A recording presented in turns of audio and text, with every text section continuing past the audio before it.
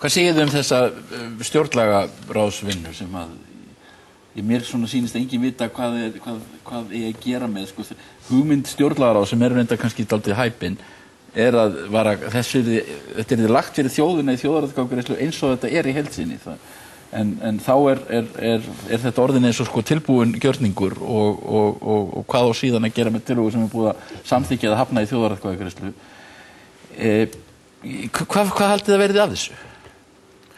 Ég vona það besta, að því að þetta mjög áhugaverð tilraun sko, en það sem ég finnst að vanta að við fáum að vita hvað stendur í þessu plaggi. Stjórnlagaráð held ég að við staðið sér mjög vel, þar að fólk sko unnið af hugsjón og ég hlusta að það þáttur í Ríkisútvarpinu á Rás 1 á sunnudagsmorgnum klukkan 9, alveg prime time til að sinna lýðræðishlutverkinu. Það sem að tveir ágætir kalla að tala við fólki og þaðan og þeir hafa meðal verið að fjalla þessa hluti. Mér finnst vanta kynningu á því sem stjórnlagaráð hefur verið að gera. Hver var niðurstaðan? Það var fylgst með vinnu stjórnlagaráðs af þetta í Fréttablaðinu til dæmis og í mörgum öðrum fjölmiðlum í Ríkisútvarpinu. En ég vil að við fáum að vita hver var niðurstaðan. Stjórnlagaráðs fólk hefur verið að blogga þetta og segja fólki sko hvað var, en ég vil fá þetta í Kastljósið og í sko Speilin og helst á síðu Fréttablaðsins meira að við fáum að vita hvað í þessu og upp úr því, þetta fer inn í þingið. Og við lendum ekki í því sama og við lendum í þegar rannsóknarskýrslan kom. Þá voru umræður sko, hvað var mörg þúsund blaðsíður þessi skýrsla? Umræður hann í þinginu daginn eftir eða eitthvað. Að sko þegar umræðurnar þetta fara fram í þinginu, því að það mun verða rætt í þinginu áður en að næsta skref er ákveðið, að við vitum þá og höfum vitneskju hvað sé verið að tala um. Sigríður. Nei, ég kannski held ég eins og Þorri þjóðarinnar hefur haft lítinn áhuga á niðurstöðum þessara stjórnlagaráðsvinnu.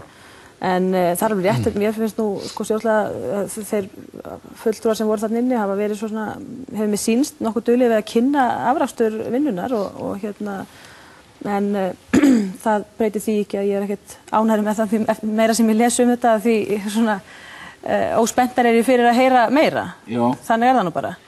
Mér fyrir undir svona orðalag og þessar tillögur og hugmyndir vera svolítið þetta svona almennt orðað og svona í heildina og litið ekki til þess fallið að eiga heima inn í stjórnarskrá.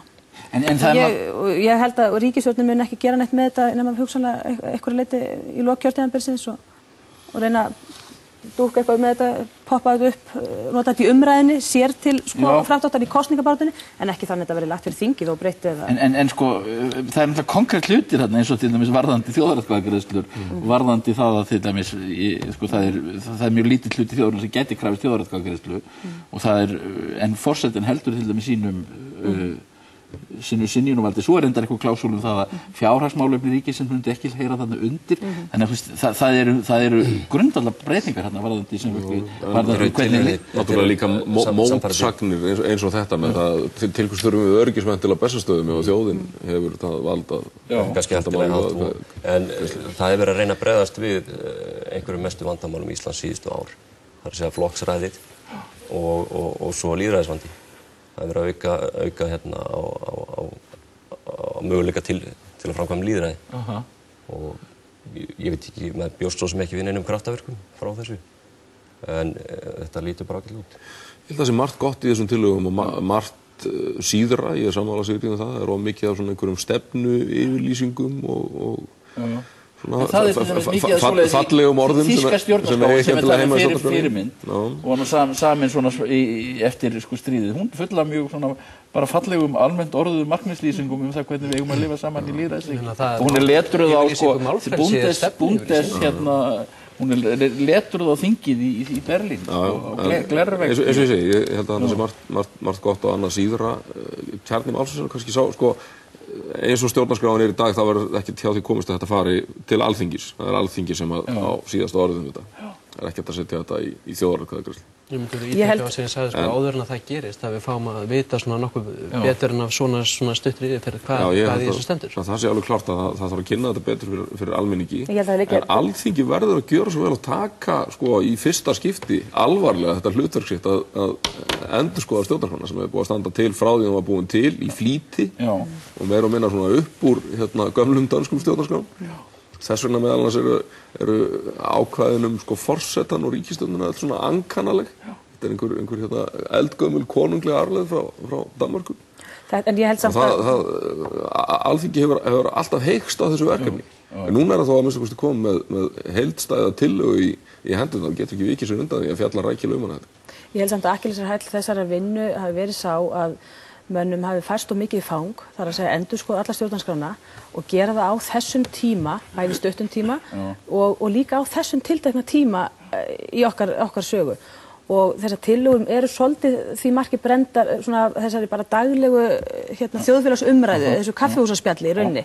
Þetta er bara í hug eitt dæmi sem ég sá í blöðunum í gær þegar var skrifað Þorkell Helgason um eina tillögun náttúruauðlindir sem hafa verið svo mikið umræðu núna og menn eru svolítið komast í tilfinningarlegt uppnám stundum að ræða það. Og það er tillaga sem að þeir orða þannig, sem er svolítið, ekkert svolítið, það er mjög viðvanningslegt orðalag og ætla að setja það í stjórnarskrá að náttúruauðlindir megi hagnýta gegn fullu gjaldi og svo er það ekkert útskýrt frekar. Þannig að Þorkell þá sér sko leika borð og þurfti að útskýra það einhverju blaðagrein hvernig hann túlkar það hvað fullt gjald er. Og þú veist, svona hluti þegar maður er ekkert að hafa í stjórnarskrá. Og svo öll þessi vinna held ég sé þessu marki brend. Að menn eru að reyna að stemma stig og að koma til móts við einhverja tilfinningaumræðu sem hafa verið hérna síðustu 4 misseri eitthvað álíka. Ég held samt að núna sé eini rétti tíminn til þess að gera þetta því að drifkraftur breytinga hefur sjaldan eða aldrei verið meiri og þá er gott að breyta ef það er drifkraftur.